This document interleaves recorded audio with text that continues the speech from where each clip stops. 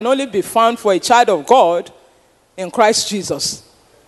So getting up and finding solution to whatever area of need you are facing right now is very important. It's not enough to have a challenge and sit down and be looking or trusting somebody else to help you out of your challenge. You are responsible to arise and do something.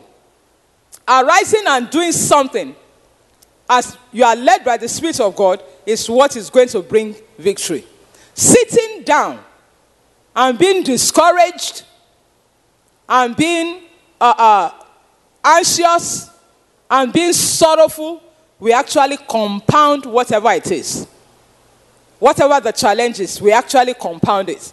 But arising and doing something will make victory to come as we are led by the Spirit of God to do something.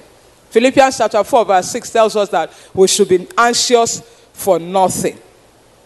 No need for anxiety. Anxiety, when you are discouraged, when you are depressed, when a person is sorrowful, does it change the circumstances? It does not. It is when something is done about this. And actually, when a believer, an unbeliever can do those things. But when a believer is sorrowful, it separates such an individual from God. When a believer is not rejoicing, in spite, you say, how can a person rejoice when things are so difficult? That's part of the life of a believer.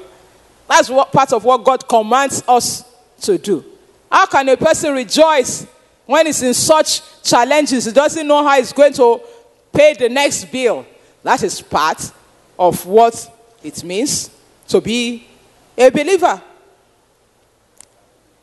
We must not get to the level of becoming disappointed and sitting down doing nothing. The Bible tells us in 1 Samuel chapter 30, when all the people around David wanted to stone him because of the challenges that he had, you know, they wanted to go and fight with the Philistines in 1 Samuel 29, and they left their wives